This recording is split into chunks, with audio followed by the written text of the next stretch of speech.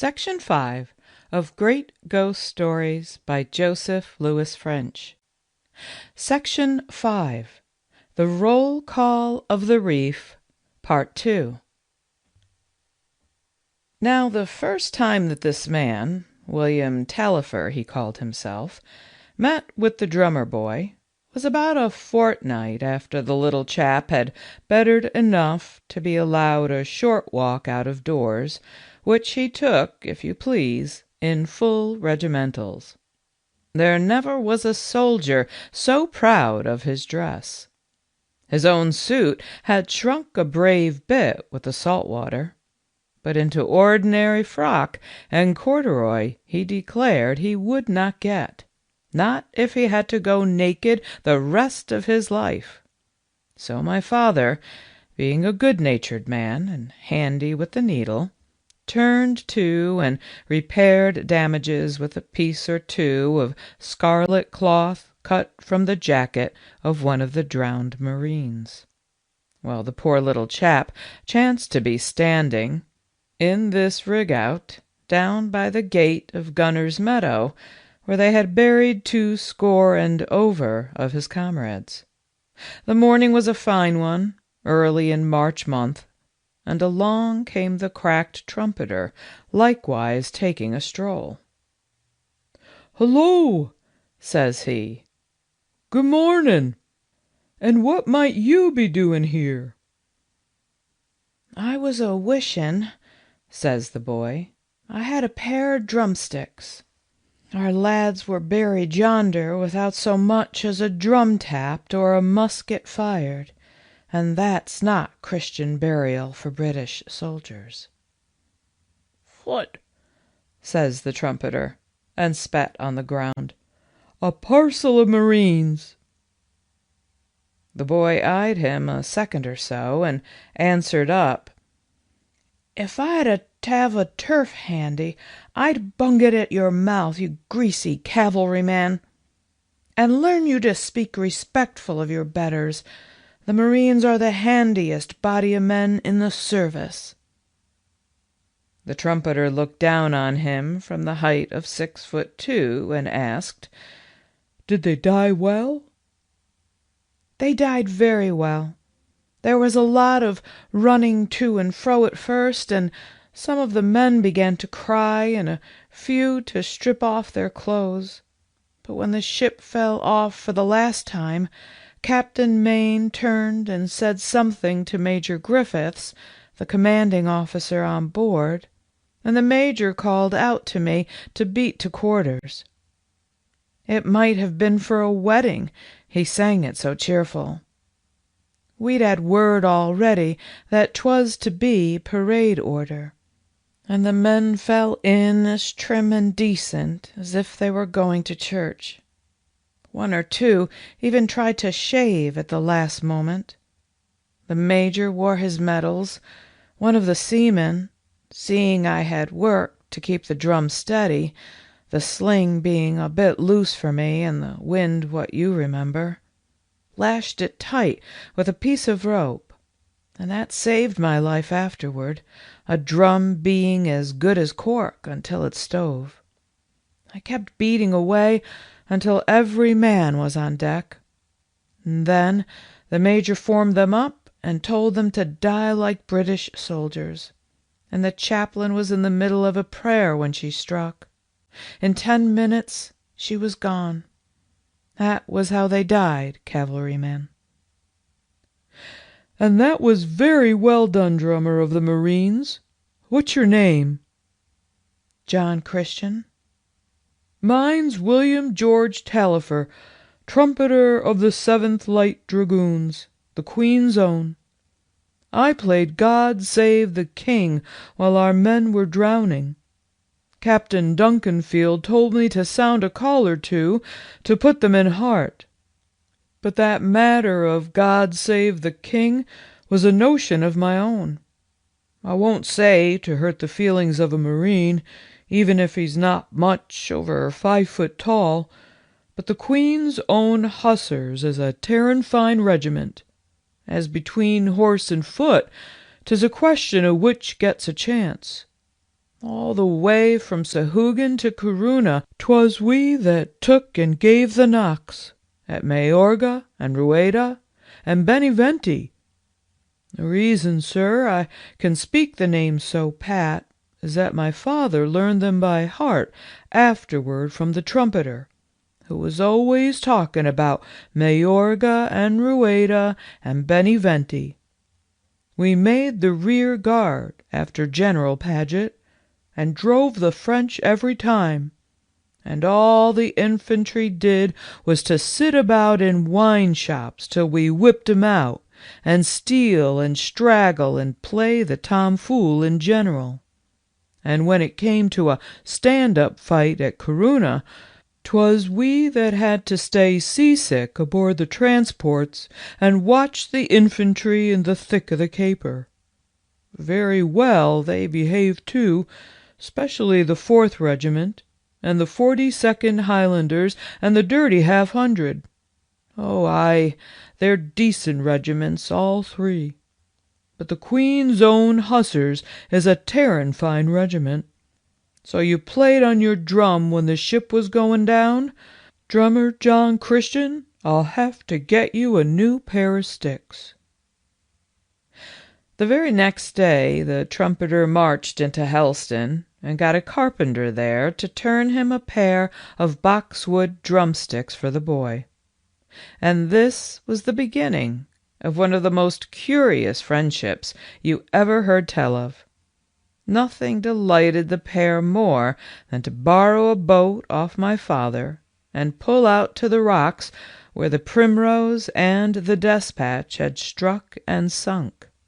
And on still days 'twas pretty to hear them out there off the Manacles, the drummer playing his tattoo, for they always took their music with them, and the trumpeter practising calls and making his trumpet speak like an angel.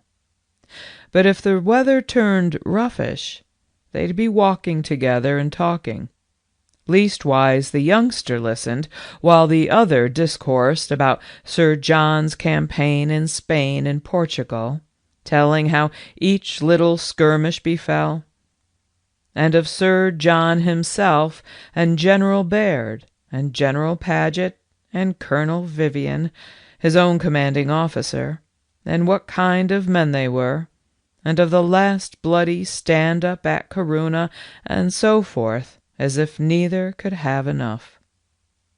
But all this had to come to an end in the late summer, for the boy, John Christian, being now well and strong again, must go up to Plymouth to report himself.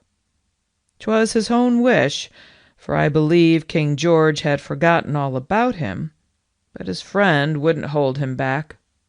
As for the trumpeter, my father had made an arrangement to take him on as lodger as soon as the boy left, and on the morning fixed for the start he was up at the door here by 5 o'clock, with his trumpet slung by his side, and all the rest of his belongings in a small valise. A Monday morning it was, and after breakfast he had fixed to walk with the boy some way on the road toward Helston, where the coach started. My father left them at breakfast together, and went out to meet the pig, and do a few odd morning jobs of that sort. When he came back, the boy was still at table, and the trumpeter sat with the rings in his hands, hitched together just as they be at this moment. "Look at this," he says to my father, showing him the lock. "I picked it up off a starving brass worker in Lisbon, and it is not one of your common locks that one word of 6 letters will open at a time. There's genius in this lock, for you've only to make the ring spell any 6-letter word you please, and snap down the lock upon that, and never a soul can open it, not the maker even, until somebody comes along that knows the word you snapped it on. Now Johnny here's going, and he leaves his drum behind him, for though he can make pretty music on it, the parchment sags in wet weather by reason of the sea-water getting at it. and if he carries it to Plymouth, they'll only condemn it and give him another. And as for me, I shan't have the heart to put lip to the trumpet any more when Johnny's gone. So we've chosen a word together and locked 'em together upon that, and by your leave I'll hang 'em here together on the hook over your fireplace. Maybe Johnny'll come back, maybe not. Maybe, if he comes, I'll be dead and gone, and he'll take 'em apart and try their music for old sake's sake. But if he never comes, nobody can separate 'em, for nobody beside knows the word. And if you marry and have sons, you can tell 'em that here are tied together the souls of Johnny Christian, drummer of the Marines, and William George Tallifer, once trumpeter of the Queen's Own Hussars. Amen." With that, he hung the two instruments upon the hook there, and the boy stood up and thanked my father and shook hands, and the pair went out of the door toward Helston. Somewhere on the road they took leave of one another, but nobody saw the parting, nor heard what was said between them. About 3 in the afternoon the trumpeter came walking back over the hill, and by the time my father came home from the fishing, the cottage was tidied up and the tea ready, and the whole place shining like a new pin. From that time for 5 years he lodged here with my father, looking after the house and tilling the garden, and all the time he was steadily failing, the hurt in his head spreading in a manner to his limbs. My father watched the feebleness growing on him, but said nothing, and from first to last neither spake a word about the drummer John Christian, nor did any letter reach them, nor word of his doings. The rest of the tale you're free to believe, sir, or not, as you please. It stands upon my father's words, and he always declared he was ready to kiss the book upon it before judge and jury. He said, too, that he never had the wit to make up such a yarn, and he defied anyone to explain about the lock, in particular, by any other tale. But you shall judge for yourself. My father said that about 3 o'clock in the morning, April 14th, of the year 14, he and William Tallifer was sitting here, just as you and I, sir, are sitting now. My father had put on his clothes a few minutes before, and was mending his spiller by the light of the horn lantern, meaning to set off before daylight to haul the trammel. The trumpeter hadn't been to bed at all. Toward the last, he mostly spent his nights, and his days, too, dozing in the elbow chair where you sit at this minute. He was dozing then, my father said, with his chin dropped forward on his chest, when a knock sounded upon the door, and the door opened, and in walked an upright young man in scarlet regimentals. He had grown a brave bit, and his face the color of wood ashes, but it was the drummer, John Christian. Only his uniform was different from the one he used to wear, and the figures 38 shone in brass upon his collar. The drummer walked past my father as if he never saw him, and stood by the elbow chair and said, "Trumpeter, trumpeter, are you one with me?" And the trumpeter just lifted the lids of his eyes and answered, "How should I not be one with you, drummer Johnny, Johnny boy? If you come, I count. If you march, I mark time, until the discharge comes." "The discharge has come tonight," said the drummer, "and the word is Karuna no longer." and stepping to the chimney place, he unhooked the drum and trumpet, and began to twist the brass rings of the lock, spelling the word aloud so: C-O-R-U-N-A.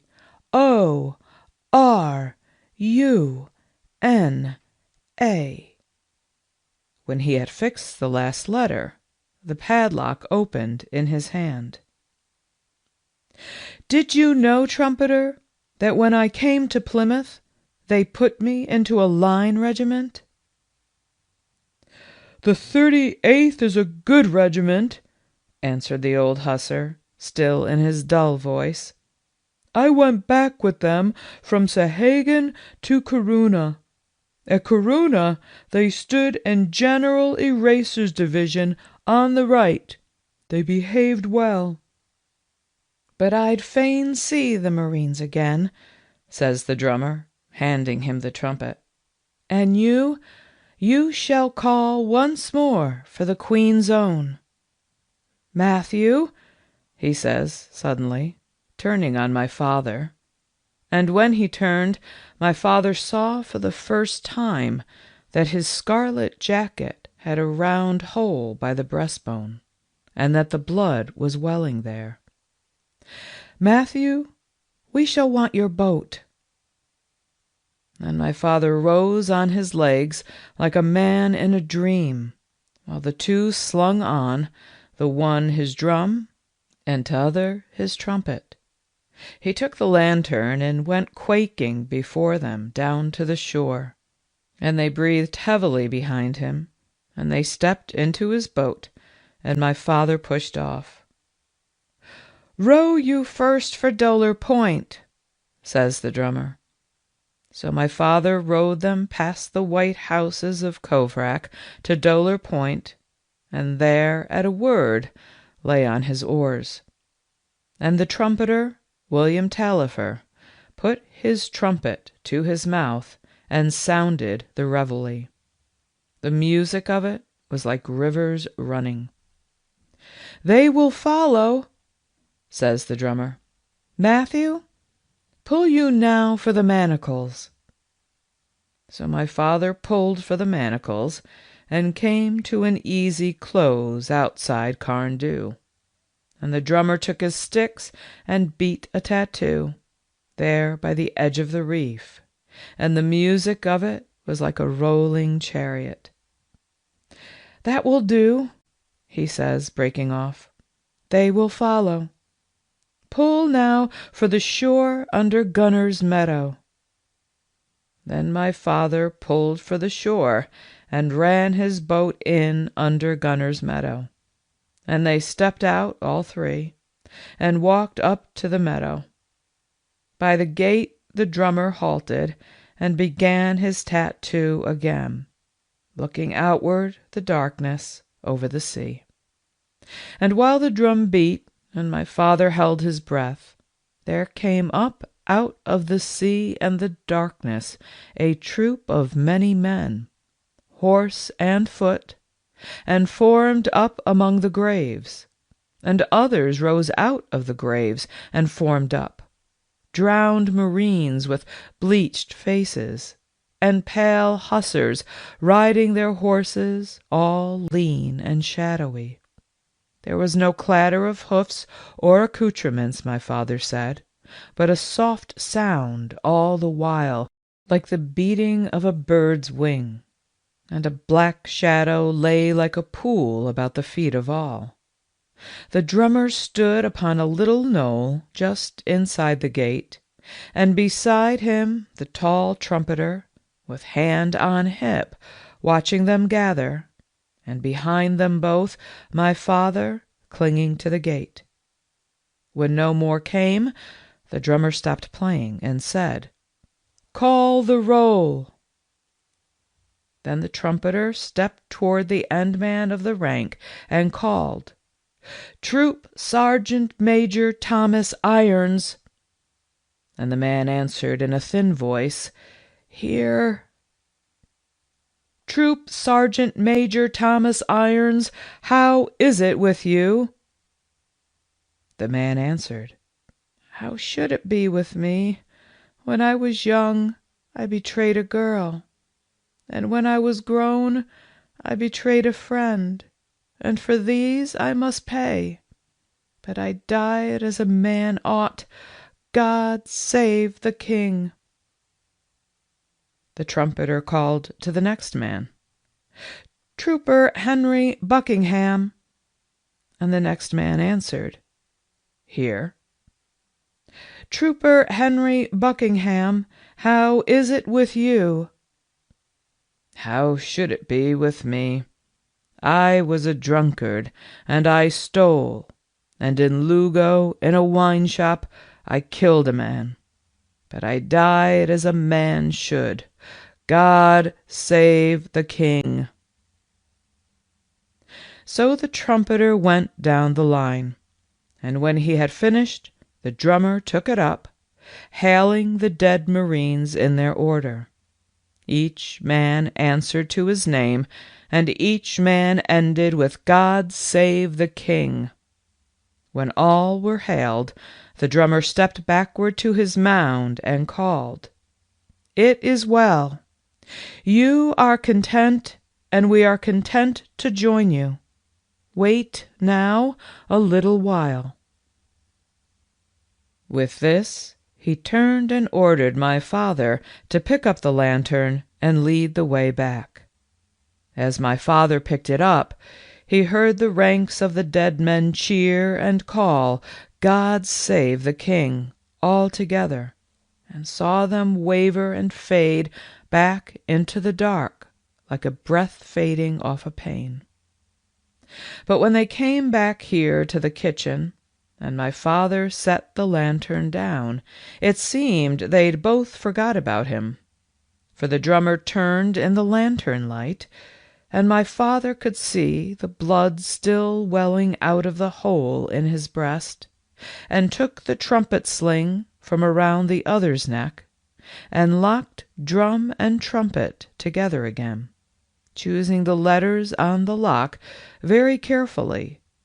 While he did this, he said, "The word is no more Corunna, but Bayonne.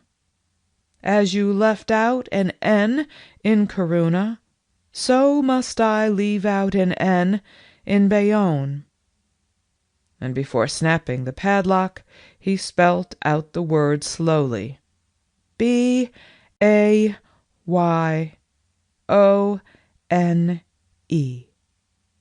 After that, he used no more speech, but turned and hung the two instruments back on the hook, and then took the trumpeter by the arm, and the pair walked out into the darkness, glancing neither to right nor left.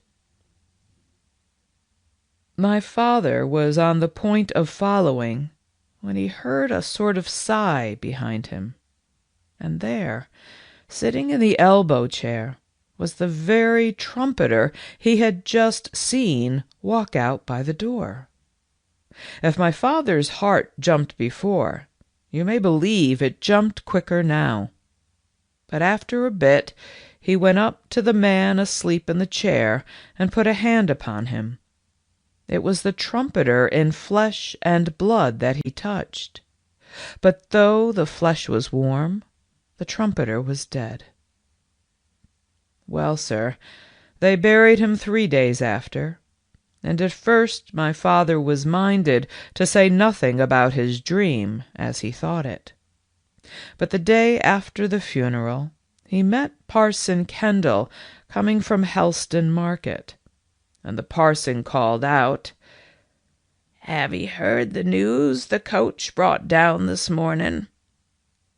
"What news?" says my father. "Why, that peace is agreed upon." "None too soon," says my father. "Not soon enough for our poor lads at Bayonne," the parson answered. "Bayonne!" cries my father with a jump. "Why, yes." And the parson told him all about a great sally the French had made on the night of April 13th. "Do you happen to know if the 38th Regiment was engaged?" my father asked. "Come now," said Parson Kendall. "I didn't know you was so well up in the campaign. But, as it happens, I do know that the 38th was engaged, for 'twas they that held a cottage and stopped the French advance." Still my father held his tongue, and when, a week later, he walked into Helston and bought a Mercury off the Sherborne writer, and got the landlord of the Angel to spell out the list of killed and wounded, sure enough, there among the killed was drummer John Christian of the 38th Foot. After this, there was nothing for a religious man but to make a clean breast. So my father went up to Parson Kendall and told the whole story. The parson listened and put a question or two, and then asked, "Have you tried to open the lock since that night?" "I haven't dared to touch it," said my father. "Then come along and try." When the parson came to the cottage here, he took the things off the hook and tried the lock. "Did he say Bayonne? The word has 7 letters." "Not if you spell it with one N as he did," says my father. The parson spelled it out, Bayone. "Whew!" says he, for the lock has fallen open in his hand. He stood considering it a moment, and then he says, "I tell you what, I shouldn't blab this all around the parish if I was you. You won't get no credit for truth-telling, and a miracle's wasted on a set of fools. But if you like, I'll shut down the lock again upon a holy word that no one but me shall know, and neither drummer nor trumpeter, dead or alive, shall frighten the secret out of me." "I wish to heaven you would, parson," said my father. The parson chose the holy word there and then, and shut the lock upon it, and hung the drum and trumpet back in their place. He is gone long since, taking the word with him, and till the lock is broken by force, nobody will ever separate these two. End of section 5. The Roll Call of the Reef, Part 2, by A.T. Quiller Couch. Please subscribe to update new videos. Please share and like if you enjoyed the video. Thanks so much.